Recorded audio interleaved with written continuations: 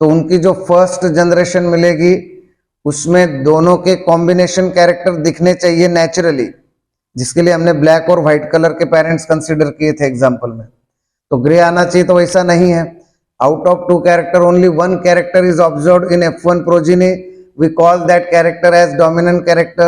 The character which is suppressed, we call that character as recessive character. अब F1 progeny, in the F1 progeny, whether there is a contribution of recessive parent or not, that is the main question. To observe that, Mendel performed selfing experiment, that is those seeds which are obtained in F1 generation, he sown in the field and obtained second generation. In the second generation, he observed along with dominant character, he observed also recessive character, which proves that in the F1 generation there is a contribution of recessive parent also. यहाँ तक हमने देख लिया था, बराबर है क्या last lecture का? ठीक है।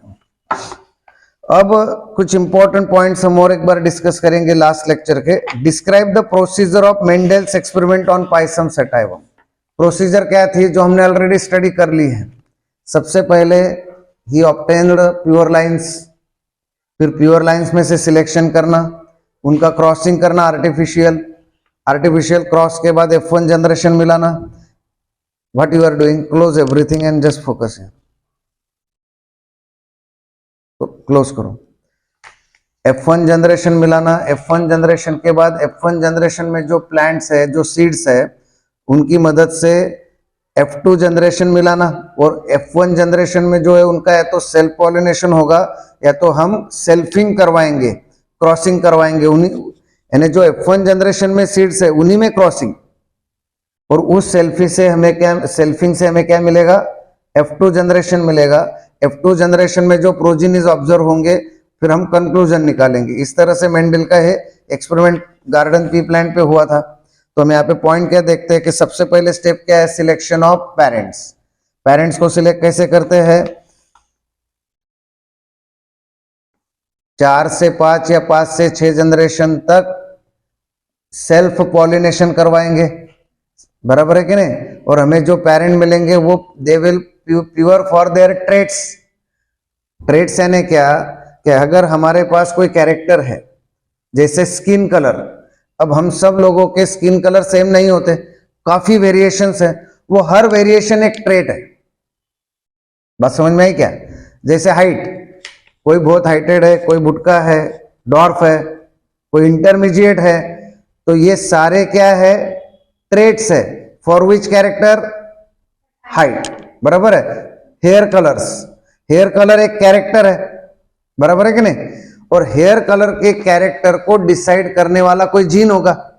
अब उसमें वेरिएशंस जो दिखा रहा है, जैसे brown colour, black colour, grey shade, white shade, ये सारे क्या हो गए, फिर ट्रेट्स हो गए। बात समझ में आई? तो ऐसे मेंडेल ने 7 कैरेक्टर्स कंसिडर किए थे और उनमें पेयर ऑफ ट्रेट्स दिखाई दिए थे contrasting, tall, dwarf, round wrinkled, yellow green, green yellow, inflated, constricted, इस तरह से 7 पेयर्स ऑफ कॉन्ट्रास्टिंग कैरेक्टर उसने कंसीडर किए।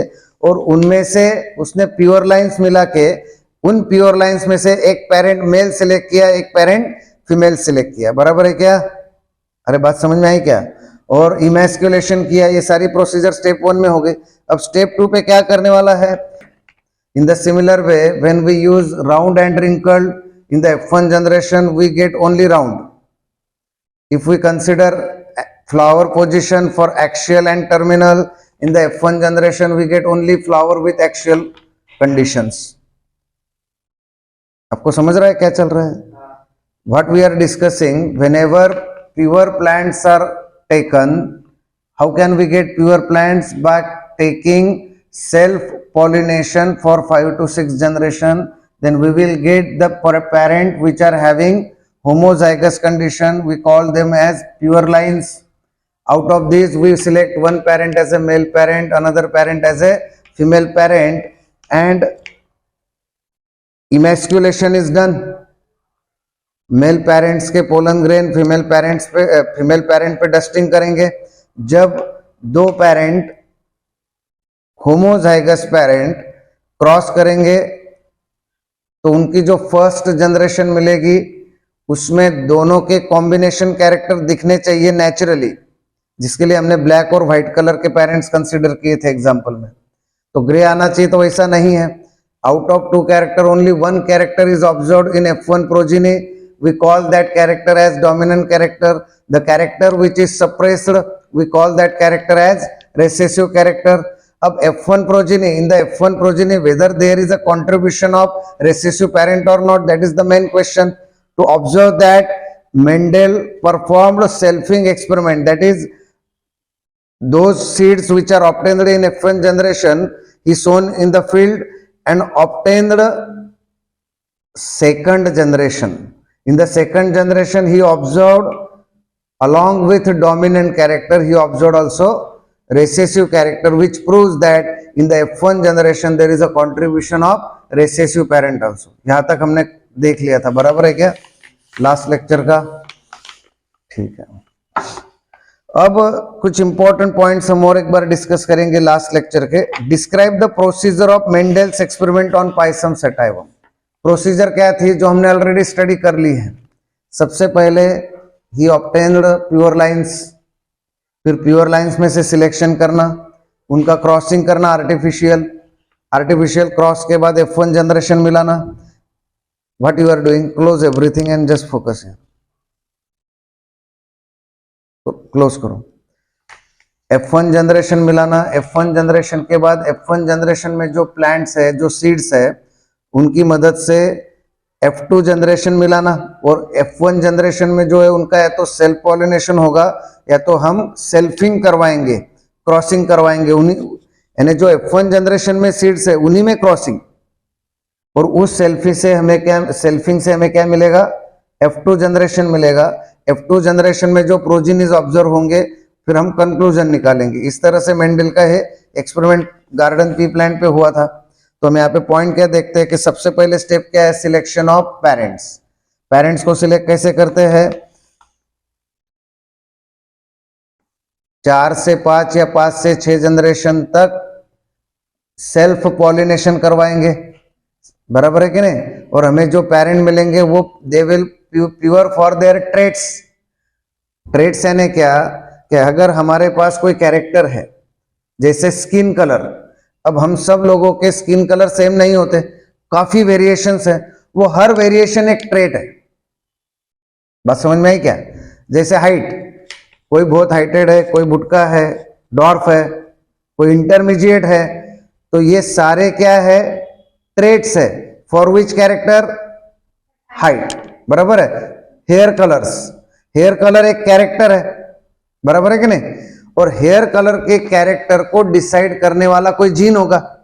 अब उसमें वेरिएशंस जो दिखा रहा है, जैसे brown colour, black colour, grey shade, white shade, ये सारे क्या हो गए, फिर ट्रेट्स हो गए। बात समझ में आई? तो ऐसे मेंडेल ने 7 कैरेक्टर्स कंसिडर किए थे और उनमें पेयर ऑफ ट्रेट्स दिखाई दिए थे contrasting, tall, dwarf, round wrinkled, yellow green, green yellow, inflated, constricted, इस तरह से 7 पेयर्स ऑफ कॉन्ट्रास्टिंग कैरेक्टर उसने कंसीडर किए। और उनमें से उसने प्योर लाइंस मिला के उन प्योर लाइंस में से एक पेरेंट मेल सिलेक्ट किया, एक पेरेंट फीमेल सिलेक्ट किया, बराबर है क्या? अरे बात समझ में आई क्या? और इमैस्कुलेशन किया। ये सारी प्रोसीजर स्टेप 1 में हो गई। अब स्टेप 2 पे क्या करने वाला है, जो मेल और फीमेल पेरेंट सिलेक्ट किए हैं उनका आर्टिफिशियल क्रॉसिंग होगा। समझ में आई कि नहीं? कि नहीं समझ में आया? मेल पेरेंट के जो पोलन ग्रेन लिए हुए हैं वो फीमेल पेरेंट पे डस्ट कर देंगे, तो आर्टिफिशियल क्रॉसिंग करवाया, बराबर है। आर्टिफिशियल क्रॉसिंग में भी 2 मेथड उसने यूज किए। एक बार मेल पेरेंट जो लिया वो टॉल लिया और फीमेल पेरेंट डॉर्फ लिया, उससे F1 F2 जनरेशन मिला है। सेकंड इसमें ऑब्जर्वेशन करने के लिए मेल पेरेंट जो पहले टॉल लिया था, अब मेल पेरेंट को डॉर्फ कर दिया, डॉर्फ सिलेक्ट किया। और जो पहले फीमेल पेरेंट हमने डॉर्फ सिलेक्ट किया था, अब फीमेल पेरेंट हमने क्या ले लिए, टॉल। तो टॉल मेल, डॉर्फ फीमेल, ये F1 F2 जनरेशन के लिए यूज हुआ। उसके बाद टॉल फीमेल, डॉर्फ मेल, उससे भी F1 F2 जनरेशन मिला है। दोनों के कंक्लूजन सारे 100% सेम ही थे। ये पहली स्टेप, दूसरी स्टेप हो गई। तीसरी स्टेप में क्या किया, जो F1 जनरेशन मिला उनका सेल्फिंग करवाया।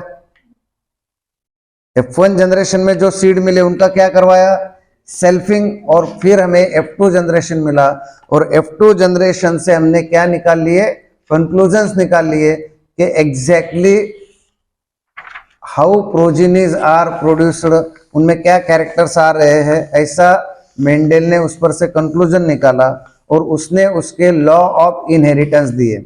इनहेरिटेंस और हेरिडिटी वर्ड हमने पहले देख लिए हैं।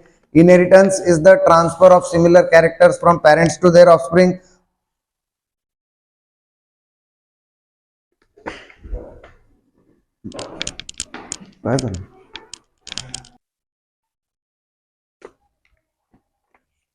So in the today's lecture we are going to discuss different, झालं का, काय झालं, हो ना, मग तेच ना, आता त्याचंच कंटिन्यू होणार आहे.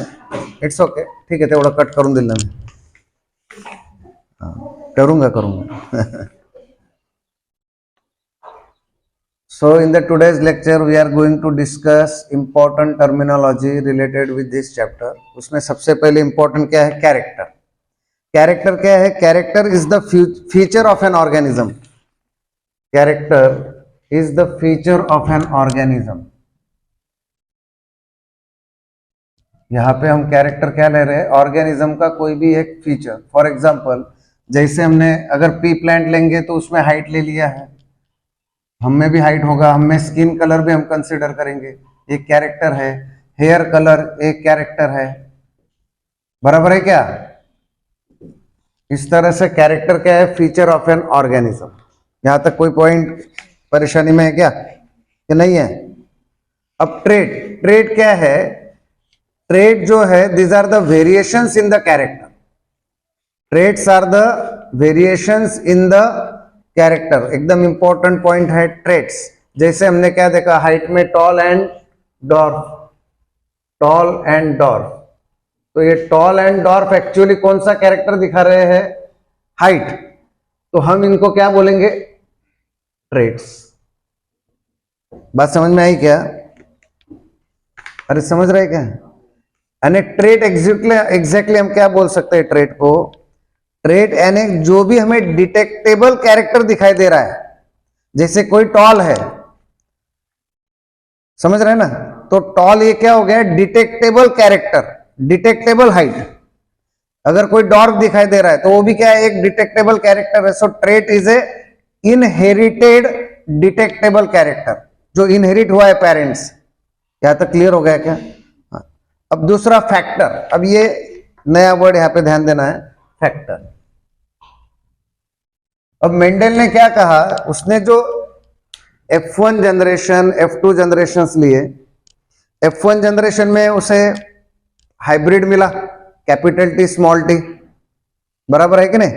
F1 जनरेशन में मेंडल को जो प्रोजीनी मिली, वो दोनों कैरेक्टर में से उसने एक ही कैरेक्टर रिप्रेजेंट किया, या तो टॉल या तो डॉर्फ में से टॉल रिप्रेजेंट किया, उसको हमने डोमिनेंट कहा. अब चेक करना है कि उसमें डॉर्फ है या नहीं, उसके लिए उसने F2 जनरेशन भी लिया सेल्फिंग से. अब F1 जनरेशन में, आपको समझ रही बात, F1 जनरेशन में पहले पेरेंट का कंट्रीब्यूशन दिखाई दिया जो डोमिनेंट है, रिसेसिव का दिखाई नहीं दिया. अब F2 जनरेशन में दोनों के कैरेक्टर दिखाई दिए. इसका मतलब ऐसा है कि जब पेरेंट्स का क्रॉसिंग होता है, चाहे वो सेल्फ पॉलिनेशन हो चाहे क्रॉस पॉलिनेशन हो, ऐसा कुछ तो भी है जो हर जनरेशन में एज इट इज जाएगा. ऐसा उसने कंक्लूजन निकाला. वो कुछ तो भी क्या है, factor. There is something which is transferred every time from parents to their offspring. जो भी पेरेंट्स है उनके ऑफस्प्रिंग में जो जाने वाली चीज है, उसको उसने क्या कहा, factor. So factor is the unit of heredity. Heredity यानी parents to offspring, it is unit of heredity. Factor is the unit of heredity. It is that particular thing, it is that thing which is क्या, transferred from parents to their offspring. So factor is the basis of inheritance. Factor is the basis of inheritance. It is the basis of heredity, and it is that particular thing which is always transferred from parents to their offspring. बात समझ रहे हैं क्या? सो Mendel ने क्या consider किया कि कुछ तो भी है, कुछ पार्टिकल है जो जा रहा है पेरेंट्स ऑफस्प्रिंग के बीच में, तो उसको उसने फैक्टर नाम दिया, जिस फैक्टर को आज हम जीन बोलते हैं. तो पेरेंट्स से ऑफस्प्रिंग में क्या जाता है? जीन्स जाते हैं. बात समझ में आई कि नहीं? The term gene was coined by Johansson.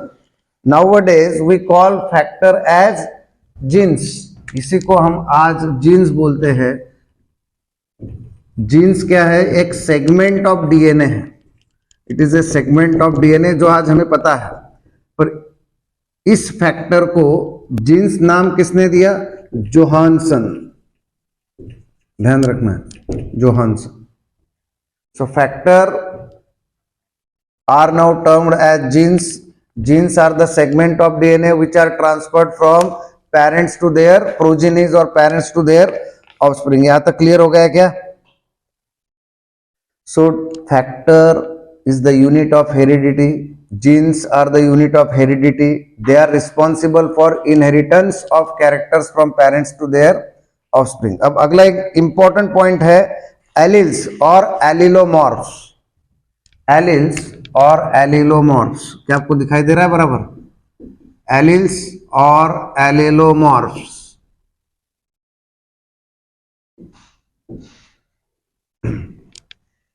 अब इसका पहले टेक्निकल डेफिनेशन पढ़ लेते हैं. एलील्स और एलिलोमॉर्फ्स में क्या है?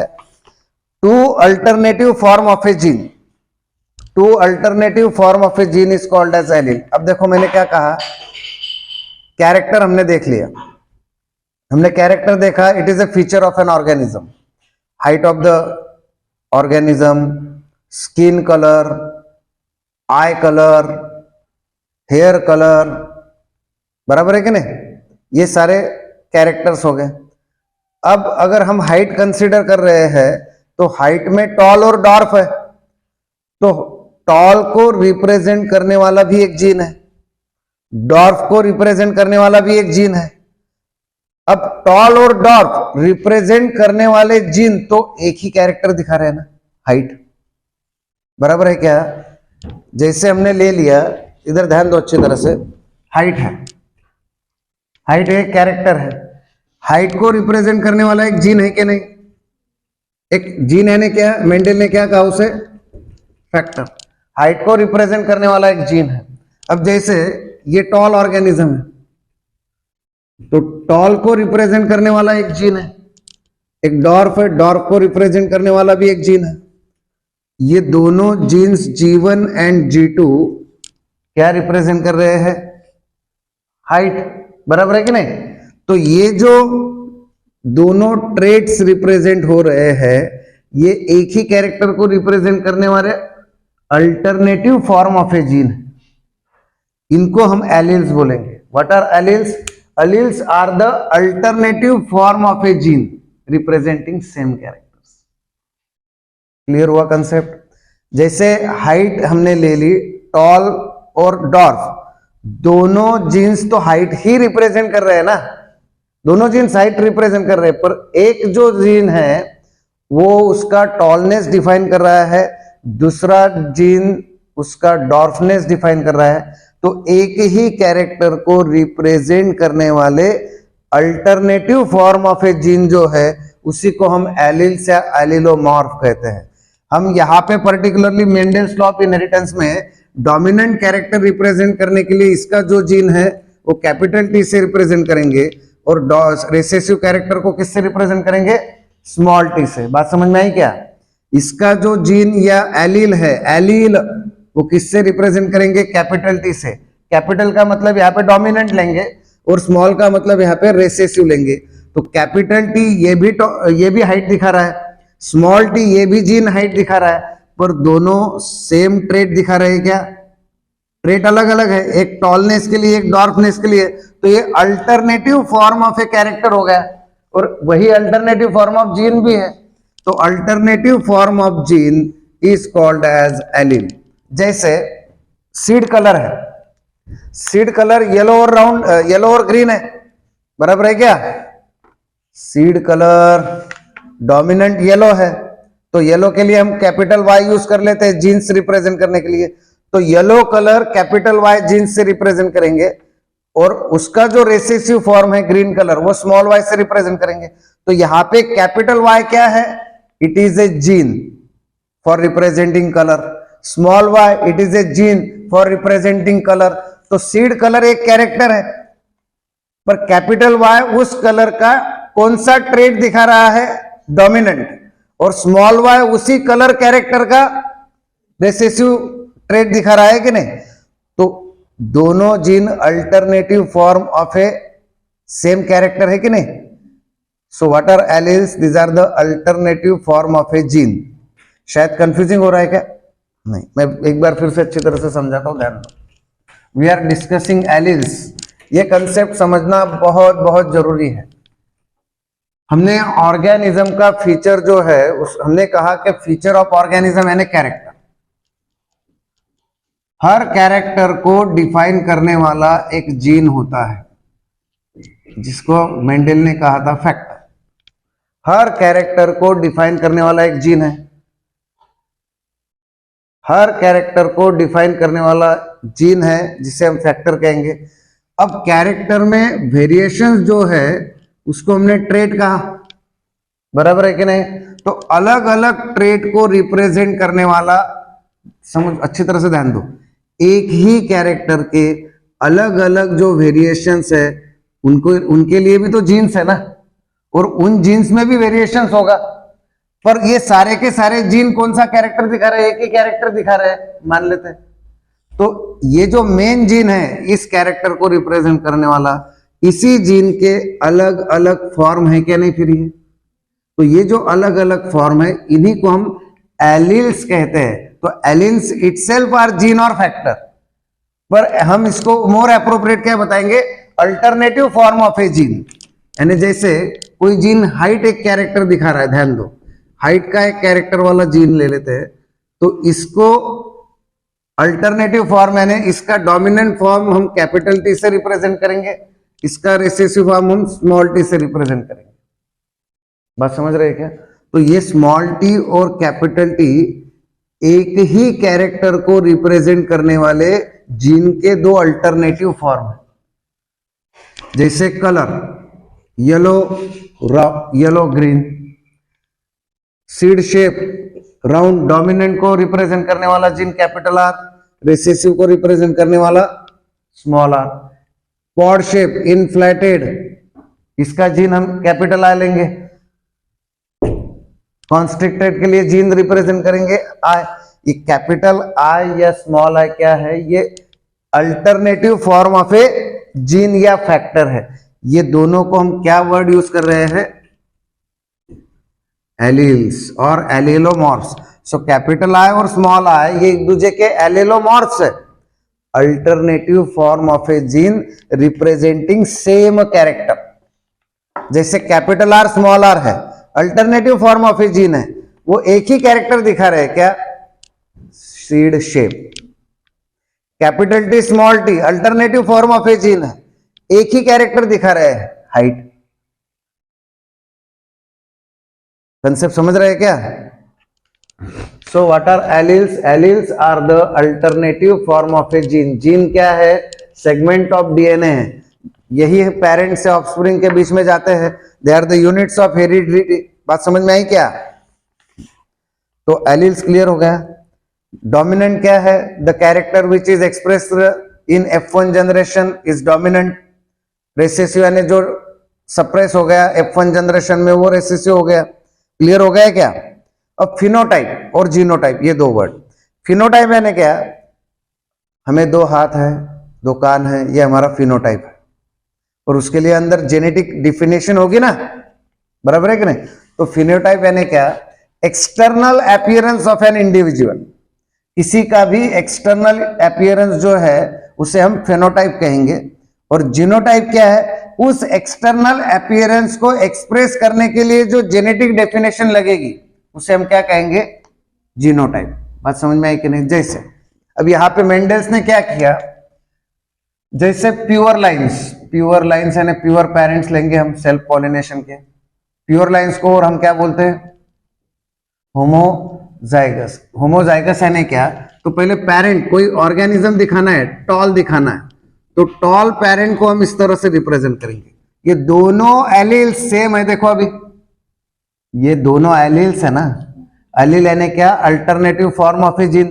तो यहाँ पे जब दोनों एलील सेम होंगे तो उसे क्या कहेंगे, होमोजाइगस। स्मॉल टी डॉर्फ, दोनों सेम है तो क्या हो गया, ये हो गए प्योर लाइन्स।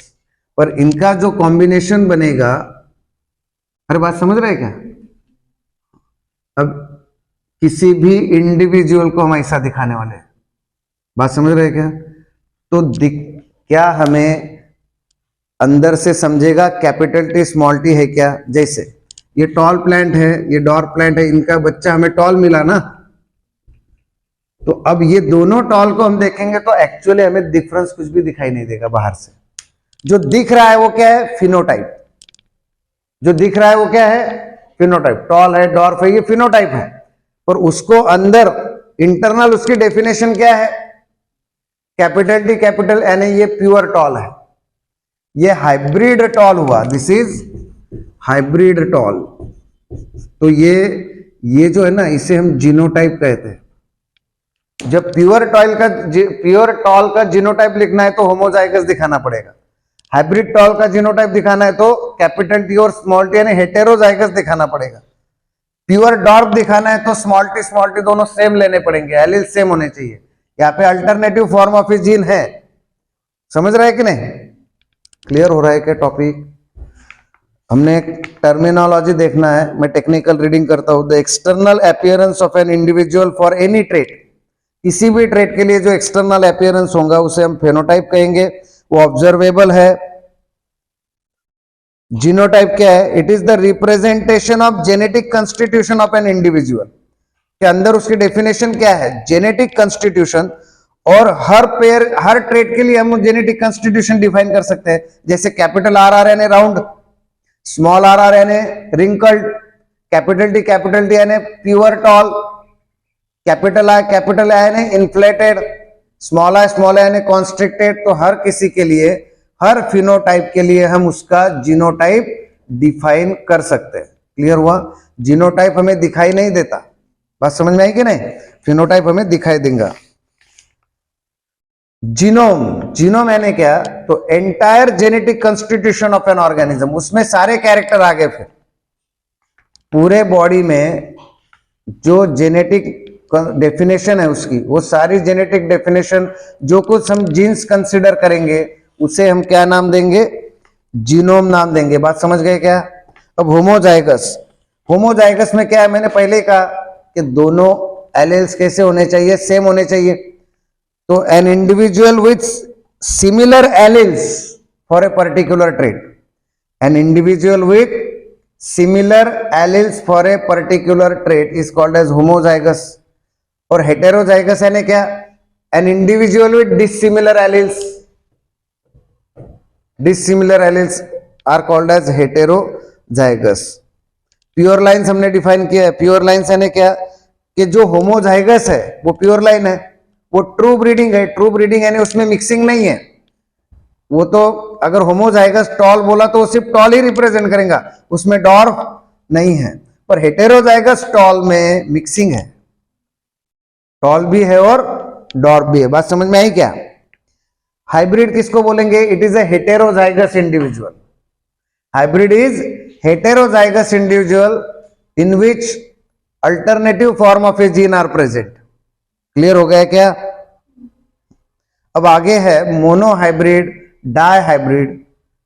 मोनोहाइब्रिड किसे कहेंगे, जैसे हमने क्या कहा कि मेंडल ने at a time one character consider किया था, tall dwarf, round wrinkled, inflated constricted, axial terminal.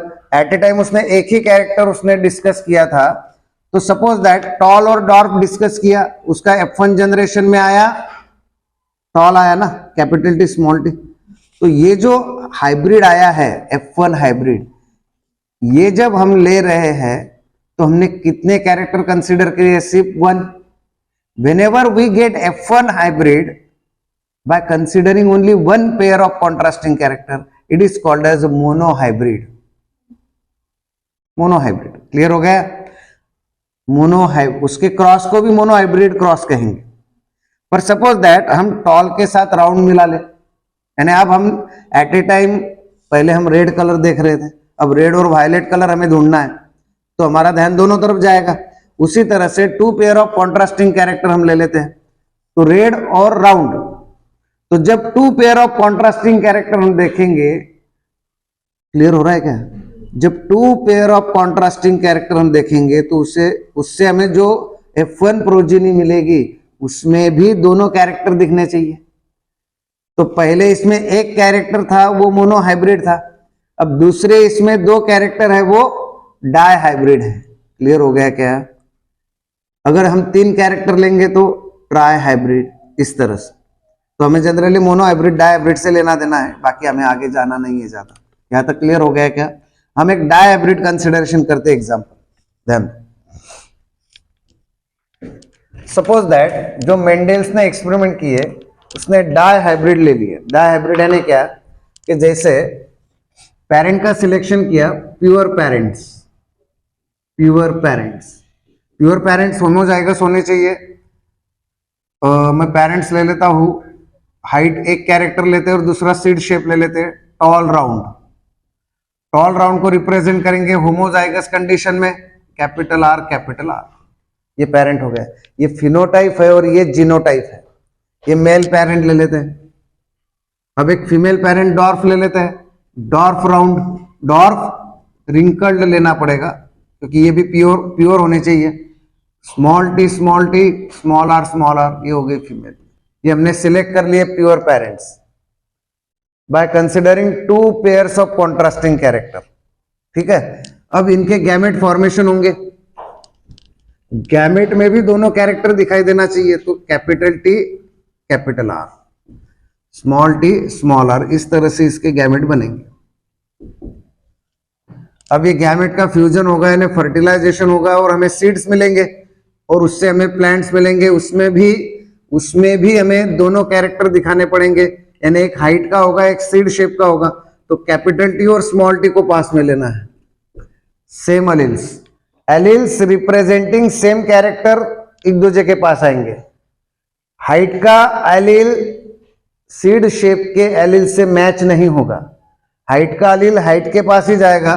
तो capital T small T height के एलिल है, अल्टरनेटिव फॉर्म ऑफ इजिन। उसी तरह से सीड का जो राउंड का एलिल है वही उसके रिंकल के एलिल के पास जाएगा और ये एक इंडिविजुअल बन गया। ये जीनोटाइप है और ये दिखते समय हमें कैसे दिख रहा है? टॉल राउंड दिखाई दे रहा है, पर ये टॉल राउंड अभी प्योर नहीं है, ये है हाइब्रिड, हाइब्रिड F1 जनरेशन, और इसी को कहते हैं मोनोहाइब्रिड, मोनोहाइब्रिड प्रोजेनी। बात समझ में आई? Sorry, it is dihybrid, not monohybrid, because we are taking this cross by considering two pair of contrasting character. अगर हम सिर्फ टॉल और डॉर्फ लेते तो मोनोहाइब्रिड होता। तो अब ये F1 प्रोजेनी है, फर्स्ट फिलियल जनरेशन है, इसमें हमें टॉल राउंड प्रोजेनी मिली। अब इस टॉल राउंड का हमें अगले स्टेप में करना है सेल्फिंग, डाइहाइब्रिड क्रॉस लेना है। सेल्फिंग कैसे करना है? ये जो सीड्स मिले होंगे, इस सारे सीड्स में से हम प्लांट बनाएंगे खेतों में, उनमें से एक मेल सिलेक्ट करेंगे, एक फीमेल सिलेक्ट करेंगे इन्हीं में से, और उस मेल और फीमेल का जब हम क्रॉस करवाएंगे तो उसे क्या कहेंगे? सेल्फिंग। तो इनका हम सेल्फिंग करवाएंगे तो एक capital T small R, sorry capital T small T capital R small R, यानी एक टॉल राउंड लिया। दूसरा भी वही लेना पड़ेगा। बात समझ में आई क्या? अब इनके भी गैमेट बनेंगे। गैमेट कैसे बनेंगे? ध्यान दो अच्छी तरह से। गैमेट में दोनों कैरेक्टर दिखाई देने चाहिए कि नहीं? अब यहाँ पे गैमेट कैसे बनते हो अच्छी तरह से ध्यान में लेना है। जब इसके गैमेट बनेंगे तो कितने टाइप के गैमेट बनेंगे? ध्यान दो। ये जो कैपिटल टी है पहले कैपिटल आर के साथ मैच कर लो, प्योर टॉल राउंड का character.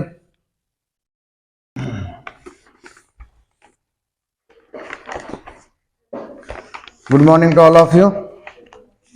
So this is lecture 2 of the principle of inheritance. In the last lecture, what we have